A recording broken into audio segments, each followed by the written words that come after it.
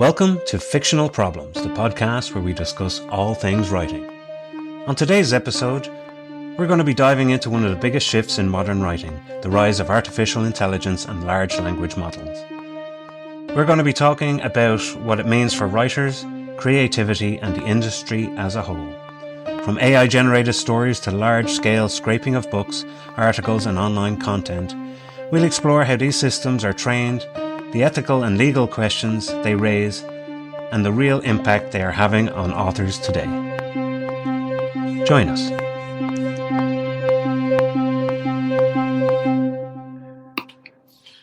And welcome back to Fictional Problems, the podcast where we discuss all things writing with myself, Gary J. Martin. And myself, A.R. McNevin. Are we actually ourselves, or are we life model decoys, as we talked about before? Awesome. Are we the actual intelligence, or are we artificial intelligence? That's a good starting point. That's going to be the topic of our conversation today. Kind of AI, how it's impacting the industry. Yeah. AI and writing, I guess, is an overall. And to begin with, why I know we've discussed this unrecorded before, the different aspects. I know we both have thoughts in relation to AI, and we both have thoughts. We both have thoughts in relation to. So I thought this was interesting today. It was an Instagram post by Irish author Sam Blake, where she put up this post discussing how, well, I'll just read it here. It says, best-selling author Sam Blake discovered an AI-generated dark romantasy trilogy published on Amazon under her name without consent. The fraudulent work deliberately mimicked her distinctive brand and were automatically flagged to her followers as new releases of her verified author page. Blake discovers this was possible because 10 of her books had been scraped for use in AI large language models without her permission. She complained and Amazon removed the books from her profile, but they refused to delete them entirely as they did not contravene their content guidelines. Okay. So you how about that?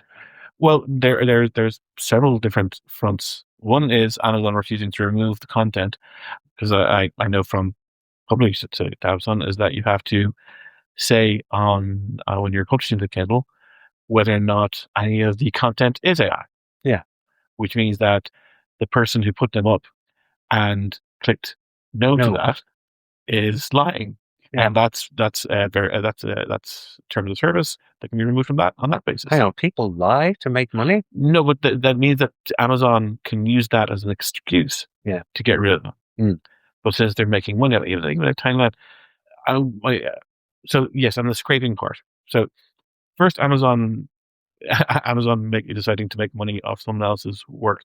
Yeah, is a phrase that I'm going to slightly unpack, because I would love to see the actual content of those books, a trilogy of books. Yeah, trilogy, a dark romantasy trilogy. Yeah, I would allegedly. Yeah, but I would. So scraping 10 books and having a large language model trying to mimic that. Yeah, it wouldn't work in the sense that it would simply replicate the thing again. These systems aren't. AI is a false term. It's just a computer program. When people hear AI, people think Skynet. The rise of the machines. Here we go. Yeah. It's thinking for itself. Yes, become self-aware. No, it hasn't. No, but the assumption is the sci-fi understanding of AI. It's Haley Joel Osment and the AI, and it's Ex Machina. It's all those different things of this is what AI means. No, when really it is just extremely fast compiler. Essentially, so like it is probably it's better to look at it from the kind of the art point of view than the written point, because I am of the distinct position that large language models can never replicate a novel.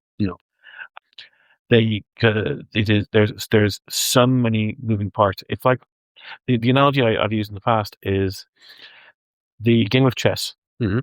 There is more moves. There's more different distinct moves in the game of chess than like sands on an ocean. There's a deck of cards. There is more combinations of those 52 cards than the stars in the galaxy. You know, there is so many different combinations of those things that can't be replicated. It's just we put a specific meaning to those things. Sure. When you read a book, especially if you read something a long form, the gaps, the jazz, if you will, of writing a novel, the what is not said, is more key. Like when you look at a picture, you're not looking for the things that are absent. Mhm. You know, when two people have a conversation in a novel or a script, there is often the silence. The silences speak a lot more than the words. The inflections, the understanding that a character who is angry one minute, sad the next.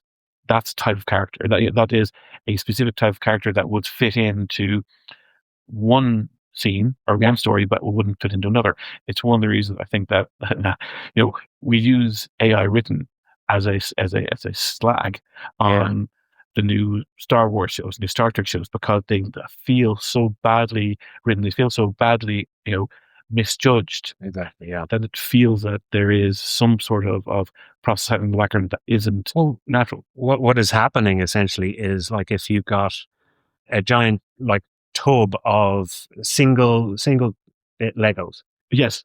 Of all different colors, all different types, just all those little single bits, and you dump the tub out and you just start putting them together, in maybe by color or maybe like you have some pattern, some sort of regulation, but it's not like the algorithm, the AI algorithms aren't, they can't possibly feel the nuance and feel the hidden depth or how a certain expression might impact on a character a particular way because of what has been set up with that character in the past or a previous story. It's not taken into account. Yes.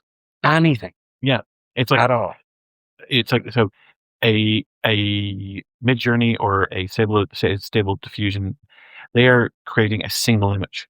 And they may be taking, and they'll take quote unquote inspiration, legal and otherwise, from millions of images. Like, I remember having a discussion about this with a artist guy I used to know, who said that all the Midjourney stuff was being trained on pornography.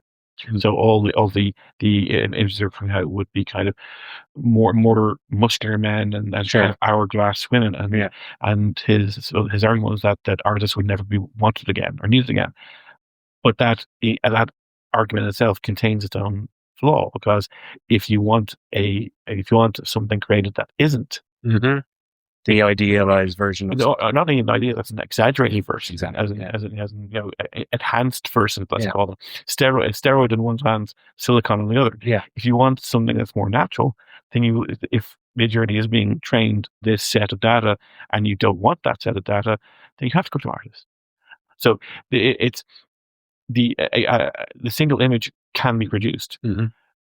It would ask it to do even a 6-panel comic, and it can't connect the first cell to the 6th cell. No. So, and that is, I'll remember a second, there's a special term for having two images side by side that our minds will connect between the two. Kirchhoff effect, I think it's called. I'll remember. It's like it's like when in cinema is you see the outside of a building, you see a room inside the building, and you immediately assume it's the same building. Yeah, the room was inside the building. That the program can't do that. No. It can't connect those two images, even though it was quote unquote the one creating. So I also, because when you mentioned this, I had a thought recently about Brendan Sanderson. Who I do not like at all. His rules. He might speak highly of you. I really doubt it because I have positive characters of all kinds, Yeah. and he doesn't like certain types of people. Allegedly, I say this for legal reasons. The wildly popular. The wildly popular who has a great mailing list. Business mind. Yeah.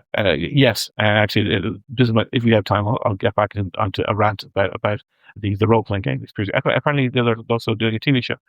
A movie. One or the other. I think Apple have taken Miss Borland. Yeah, it's Apple. It's Apple or Amazon. Yeah.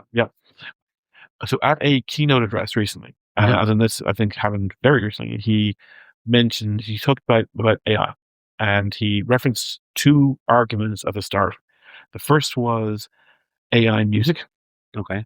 And the second was a different writer whose name escapes me right at the moment did a sample of where he wrote a paragraph and then asked an AI generator to write different paragraphs. Okay. And so you'd have paragraphs written by his friends and paragraphs written by AI, and he asked his audience to evaluate which was AI generated, which was person generated. All right. Okay. And both indeed, and both these things are flawed as tests. From the music point of view, there's a song, and I feel like I've talked about this before. The song, which called "I Don't Want to Be a Princess, I Want to Be a Witch," I prefer to be a witch, which is a nice little ditty. But when I heard it, and I kind of that's catchy too. Catchy too. I immediately looked to see this for the source. Okay. And every source, everything I found was someone mouthing to it. I think someone dressed up as a exactly listening to it. So it's AI generated. So they can create a poem. It can create as a simple poem, as not an epic poem. It can create Byron, Keats, or Shelley. Yeah, it can take a single phrase and then connect to another phrase, connect to another phrase, and then have those three phrases. And basically, you provide three phrases and connect three. Yeah, grand. Okay, it can rhyme. Okay, that's congratulations. The fact that I can rhyme, is it's not a massive thing for a computer to. And because of the different technology of replicating human voice, people go, oh, well, this is AI kind of taking over. It's like, no, it's not. But it is kind of a scary feel, like insofar as the cloning of people's voices. That's something that's now being obviously usurped and hijacked by criminal groups. Oh, sure, yeah. Where they're running scams, they're aware of where they would clone a particular relative's voice and then call that person with that voice and, say we're in trouble or need money or whatever and get us, send it here. Whichever way the scam is run. Yeah. But it is something that is being used. Oh, criminality. Sure. Oh, absolutely. But these are two separate technologies. It reminds me of the movie Ex Machina, which I always often refer to as a trick with boobs. Okay. Because there's three key scenes in that. One where Oscar Isaac explains to Domhnall Gleeson's character that he'll be meeting the AI tomorrow. Which when he first signs the Turing test contract, which immediately invalidates the Turing test.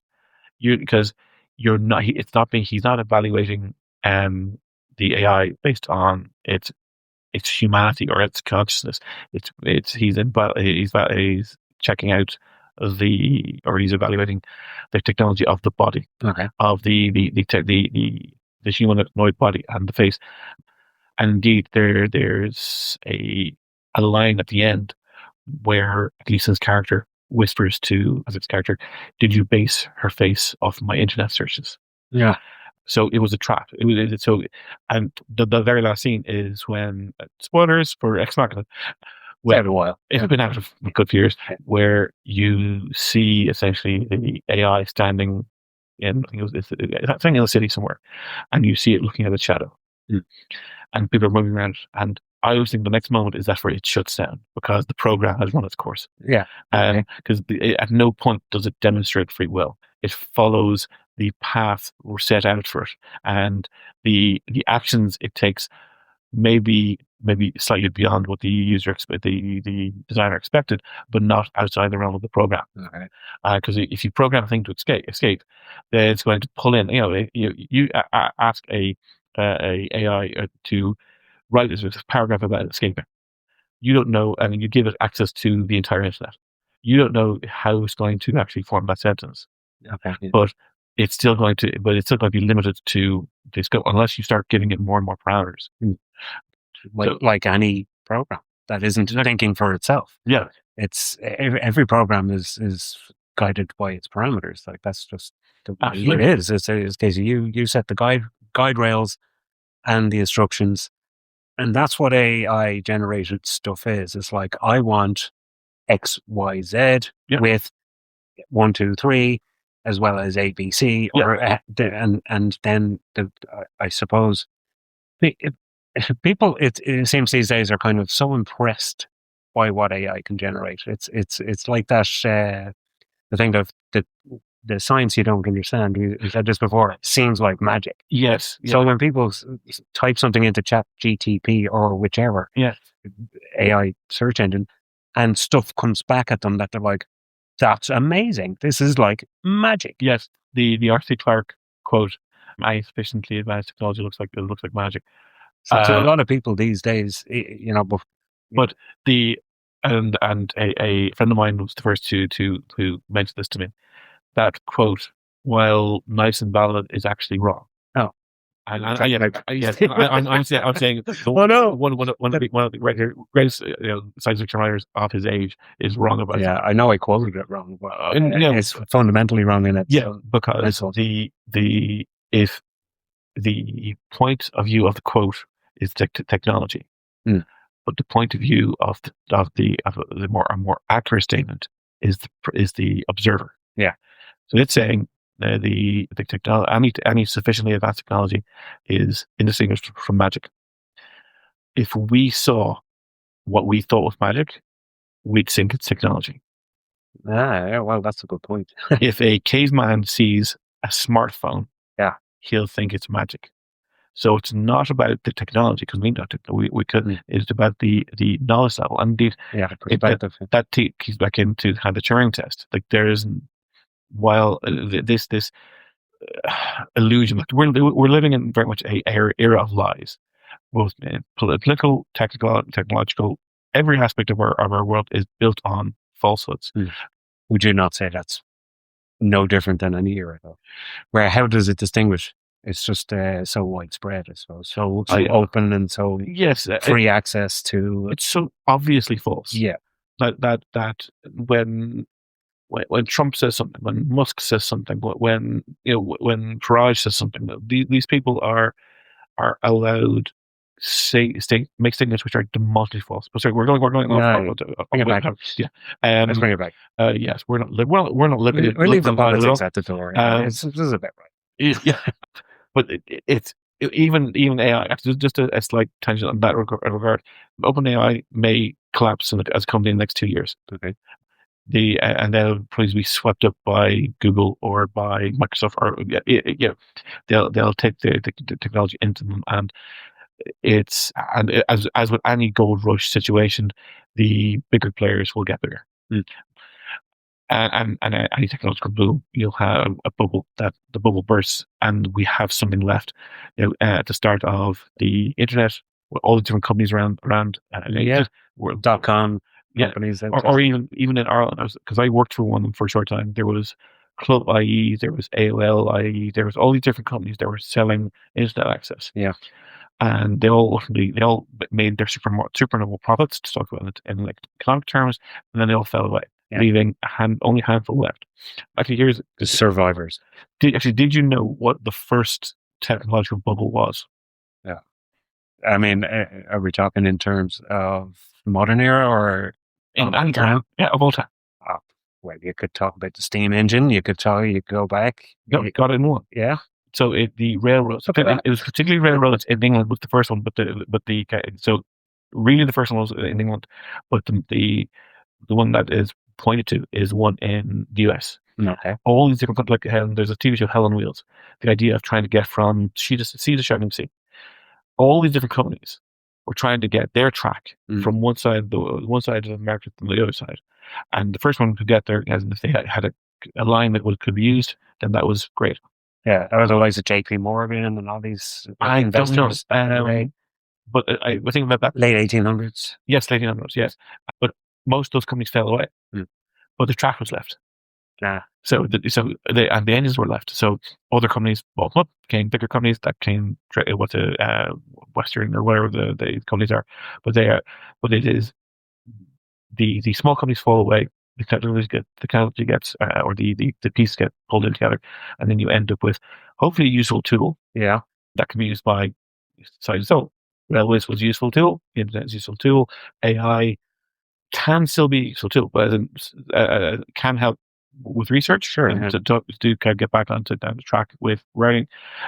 I hate the fact that when I do a Google search, the first response is AI. Is an AI journey. Yeah. I Can't really opt out of that. yeah. I hate. I know that I read it. Yeah. And You give it a look. You go, okay. Like it's really annoying to me that I mean, because I think you could say that any search engine is going to give bias to a certain topic anyway at the top. But whenever I look at a list, I'm always looking for the Wikipedia page and then the Wikipedia onto. Is it any different? Say what Google does in that regard? Is it any different than product placement in something? Sure. It's kind of like, oh, you want to search something? Here's the AI. I was like, whoa, I didn't ask for AI. Yeah, but it's there. Okay, that might lead me somewhere. Yeah. And, and it's like, oh, here's the AI. Here's the. It's like putting a big billboard, drink whatever, in the Cola Wars. It's like, Sure. throw something up in front of your eyes all the time, so it becomes an everyday normal thing to see, normal thing to use, and you'd miss it if it was gone there. And well, I don't know if I missed it was gone. That thing is that I think I'm still slightly a nerd to it. Yeah, because I don't use ChatGPT. I don't use Copilot. No, just on a wider. Oh, sure, but I know. Yes, absolutely. People would miss it, because people don't want to spend their time. And maybe it's the fact that we just came out of a pandemic. Maybe it's the millennium meme of we've suffered 3 once in a lifetime events so far in our lifetime. Because of any number of factors that we can't even consider. Yeah. That people just want to cleave to something that's easy. That they don't want to think about things. They just want to have things presented to them. And AI does serve that in a way. It's not in a good way, and I think that it's in that way it's robbing people of agency. But back to our primary point, I can't see, and maybe I'm being completely ignorant in this, because this is something that I've come to before. I can't see a large language model system being able to create a novel, or even a short story, or correction. It can create them. It can't necessarily replicate an author's insight or an author's passion or an author's or like we were talking about the particular jazz, the nuance. Sure, it can't. It can produce. Like AI slop is a common term these days. It can produce at an enormous level.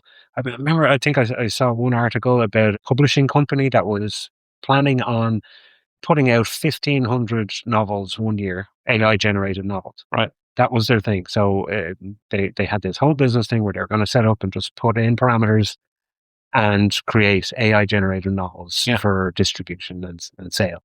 And they're open about that, but that was their plan. It's like, 1,500 novels written by no one. Oh, sure. Look, I guess it's the source material that they're pulling from. That, because when the people who argue against, say, AI generation as an image generation, they will look at that image and go, "Oh, look, no, so that's from Harry Potter. Oh, look, I see that little thing. That's that'll thing." How do you know? Yeah. How do you know it's not from? Because you're looking at something. It's like looking at a piece of a jigsaw without seeing the rest of the jigsaw. Yeah. The image might be a mosaic that has had fuzzy lines, so that the pieces have been kind of fuzzied out, so it looks like an actual image, or that's been produced by someone. But you can't say with certainty where that's coming from unless you have access to the back end. Yeah, to the code.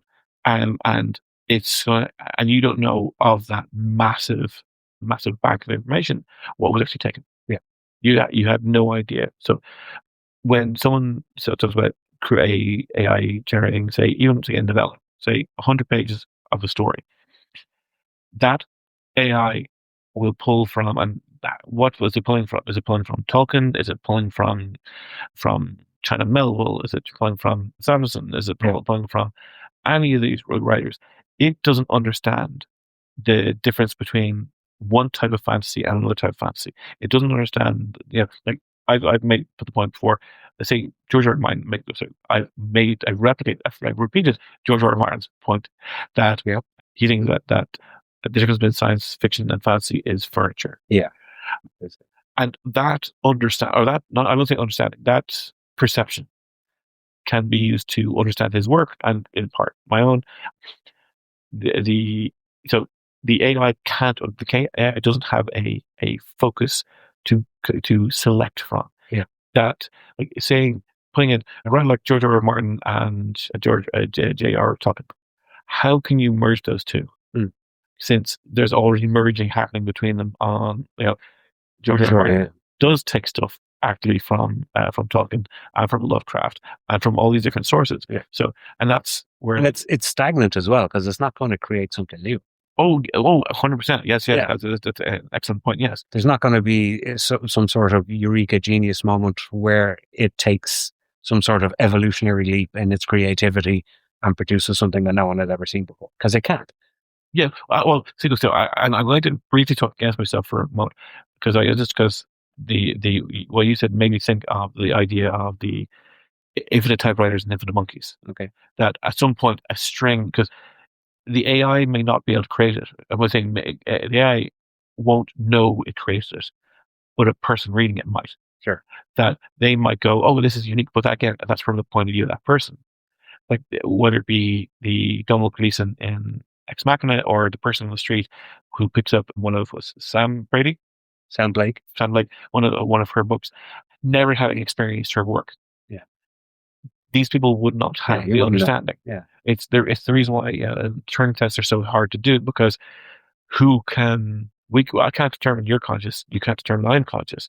So how do we determine something that has never demonstrated consciousness is a new form of consciousness? Mm-hmm. So it's like why, like, Measure of the Man, the TNG episode is so good. It's a phenomenally well written episode, and it doesn't come to a conclusion. Yeah. Unlike a Star Trek Discovery episode, which does come to a conclusion with the exact same thing. So it's a I guess different culture, different times, different generations, and any reason to put it on my show. But you would think that the idea of consent, especially like the author's consent, is relevant, important, legally speaking, creatively speaking, just from an ethical point of view. That there should be, like, for as we said, Sam Blake, for her to have 10 books scraped and thrown in a blender and this trilogy of other books be produced. And for Amazon not to delete it because it says it doesn't, or it complies with our guidelines, so it doesn't break any of our rules, so we're not taking it down. Surely there's, I would question so I question the quality of the trilogy if it was being certainly that is it just, because some books, like say the idea of a book which is written with a single word on each page is still a book. Yeah. It's like a poetry book that has a single line on each page. That's still poetry. That's there's an artistic element to it. Yeah. I would say that those 10 books aren't enough for a large language model to produce something that is remotely unique, because it all can do is replicate what had gone before. There's not enough diversity of language. It's, as you say, the taking the words and the bits and pieces put together, throw them into a blender and spitting them back out again. I would love to see the people who put those novels together. Yeah. What? But would you not think that it being put up there in the first place under false pretenses should be enough to breach the guidelines? Oh, I agree. Absolutely. Yeah. And for Amazon to go, no, it doesn't breach our guidelines in terms of content, so we're leaving it up there because someone's going to buy it and we're going to get a couple of pence, a couple of cents every time it's. Oh yes, and So I should point out also that they'd have to do that with every book that's put up there under false pretenses. absolutely, and they already have a legal basis for them to take it down. Mm. There's also, this has happened before a lot in the non-fiction space, where I think there are people who write histories. Yeah. I think I have a vague recollection of it. It's just on the tip of my mind, where a writer who I think it was either Vietnam or Korea, one of those wars, and someone basically scripted his content. Actually, I don't know how detailed he scripted his content, but he just produced it under his name with a similar size, and it could have been a blank, but it could have been a blank book. Yeah, but they're still putting it there, and that's Amazon. So Amazon saying, yeah, it's fine, we're leaving it there, even though the person's name was the same. So I think we should divide the kind of discussion in what Amazon should do, and what is legitimate content. Or the question of, can AI create legitimate content? Yeah, I mean, it's not like it hasn't been happening for years. People, writing under, or not even writing under, but I think it wasn't. There was the Lord of the Rings first became popular in America by the production of unlicensed versions of the book. Really? Yeah, this is how it started again. There was some publisher in the US, and he took the Lord of the Rings. He said, yeah, he didn't have any rights to it. He didn't have any authority to do it. He just took it and went, okay, mass produce that. And this was in the 50s, I think. Okay. And that's when Lord of the Rings popularity just exploded in America, because no one had really ever heard of this Englishman. Sure. Yeah, and I was like, but again, he didn't have authority. I'm sure he made a packet, and then when he got caught, he kind of put his hands up and went, okay, I won't do that again. Cha-ching. Same with Nosferatu and Dracula. The only reason that was a unlicensed product, and it was Bram Stoker's widow at the time demanded all the copies be destroyed, and it's just that people denied or defied that legal, that very correct legal decree that we have copies of Nosferatu today. Indeed, there is a line from Neil Gaiman who said that he was saying that there is tons of his books Russian torrent sites. Okay. Almost all his books can be found on a Russian torrent site. Yeah. When he was asked, should he take them down, no. You didn't care when someone's reading them? Yeah, because he thought that someone who actually would ultimately like his work, he may be a shit person, by the way, because of all, I think he's been quite happy Me Too, or quite correctly Me Too, should I say. That fan of his work will ultimately buy something of his. Sure. So he'll ultimately benefit from them. So as an author, then, is it a case of it, like, this is a different story, different sides of the coin, slightly, you could argue, between a publisher and the author themselves. So you could say, well, obviously the publisher wants, is maintaining the rights, needs to get the right paid for every copy of the book sold, properly, justly. That's absolutely correct. The author, not only are they, perhaps getting their royalties if it's traditional publishing, but there is this other factor of kind of more and more people, renown, I guess, is the additional.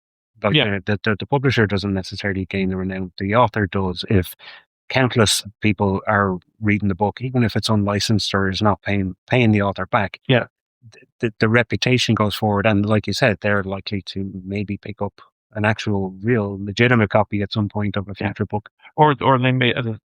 I think that the written word or kind of hard copy is I remember it was used in the TV show Newsroom as a bad thing.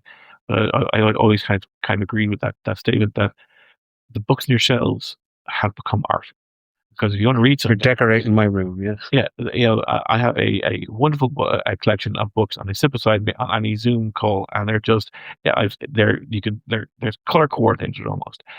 But if I want, if I want to read them, I can pull them out, or I can just pull out the PDF and read it on my phone. Sure. So there is, so when I was when I got into George R. R. Martin, I had either borrowed or I had downloaded the copies of his books. Yeah.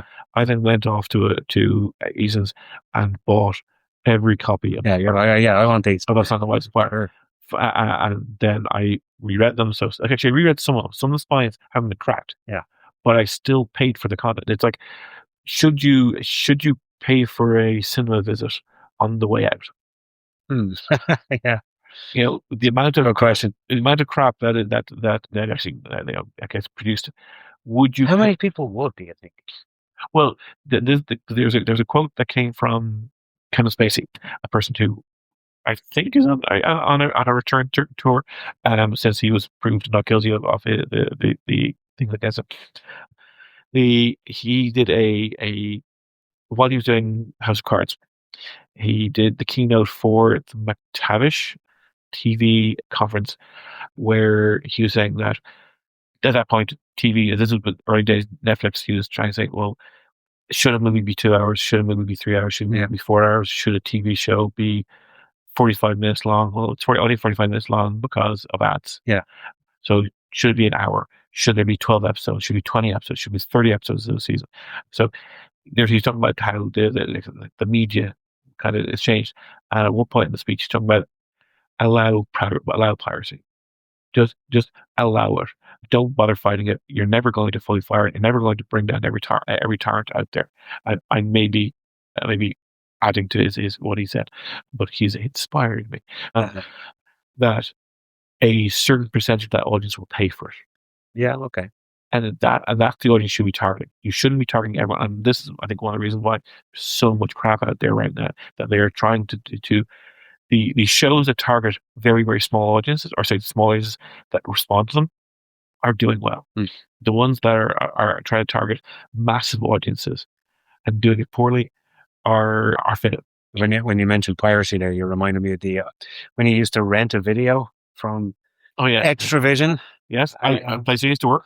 And it was always before every it was like this music had come on, and it's this kid breaking into a car, and it's like, you wouldn't steal a car, and it's like all this kind of like heavy music, and so why would you steal a movie? It's just, just that image just came back to me unbidden there. Sorry. Yeah, no. It's like nostalgia. But but from that basis, because if someone scraped all my content, one, I don't think that they would be able to produce something similar enough to me. Yeah. So, and it would be insufficient to actually produce something. It's, how do I describe this? It's, how in a computer game you have different options. You have a decision tree. Yeah. If you don't have enough options in just the 10 books that I have out there, it is simply a insufficient body of work. So say they scraped the entire of Library of Congress. I do my copyrights through Library of Congress. So I'll be sending off my next book soon enough to be copyrighted there. Excellent. New book coming out soon in the next few months. Stay tuned. So if they scrape the entire content of that, if mine was part of it, and I'm not making myself equivalent by saying if mine was part of it, you're part of it. Martin, Tolkien, Sanderson, all these people were all part of it. It's both too much and too little. It's too much because we know if you say produce something like Sanderson, well, there's not enough there to actually produce something which is, you don't have his entire brain mapped. Yeah, exactly. It's there. I was talking to someone actually about a month ago about the nature of the soul, and how I'm saying that there's no such thing as a soul, and that say with degenerative diseases like Alzheimer's and dementia, that you lose part of yourself, like, or if you're a trans person, as a transhumanity person, someone who's uploading your consciousness to a system, how can you be sure that is actually a correct interpretation? There's only as I've gone off on a tangent, but there's not enough information to replicate successfully. Yeah. In the same way, and in conversation, there's too much information. It is because the large language model doesn't have a way of interpreting it down. Yeah. The prompts that it gives, that you give, you can, you give a prompt, and then you have to then assess. In this case, 100-page novel. Yeah, well, actually, interestingly enough, what the KDP or Kindle are doing with these, with scraping the different novels, they also have an option whereby a reader can go in and go, summarize this chapter, or summarize what is the character doing here, and it's just going to produce the nonsense. Like it's not going to refer to that, because it's like, so yeah, you can ask, what was this character doing, or what's the plot outcome here, and essentially they're subject to some kind of AI hallucination comes up with an answer. Yes, and because that's again, that this is another excellent point, because the AI can't correctly assess it. It's like how AI will occasionally come up when it's asked to produce legal precedent. It'll just create something that never exists before, because it doesn't understand. Bogart versus Bacall, 1942. Exactly. Case state. This is a clear precedent why I'm right, but it doesn't exist because it doesn't understand. There's no understanding. There's no cognitive process behind it. It's just text. So I think that we can rap kind of romantic about how we're artists, or that we have got a vision, or that we have a certain artistic flair, or that that we are delivering something that no one else could do, or that. But all this means we're human. Well, no, because I wouldn't say that everyone can write up. I don't believe the line about everyone is a novel in them. I think everyone is a story in them. Sure. But that's just replicating their lives. Someone talking about their life can be a story in itself. But creating a creating a fiction, as what we do, is I think it requires a certain quality, and that other people lack. And there's many other qualities, but it's an acquired skill as well, due to hard work and many hours of practice, like learning the piano or learning. I would kind of disagree with that, because you can learn how to play piano, but you may never be a virtuoso. Sure. So you could learn you could learn the fingering, and you can learn the keys, and you can learn your chords, or your whatever. Yeah, but anyone that's to a professional standard has put in work. That's the point of it. It's just put in some work, yes. Yeah. A degree of work to reach that level. This how progress works, isn't it? You work hard at something, you try and progress, you try and get better, you practice, you get better, you do it, you repeat. But I would also say that there's plateaus, there's levels. Oh yeah. Like I did a martial art for about 15 years, and I hit my wall, where I couldn't proceed. It was really boards you should have been hitting and breaking. Funny, yeah, very funny. Yeah, I know. I mean that's a funny line. Sorry, don't be hitting walls. This is a really hurtful moment in my life, and you're making it funny. It's like it's martial arts. Other people hit me. Other people have hurt me far worse. Sorry. But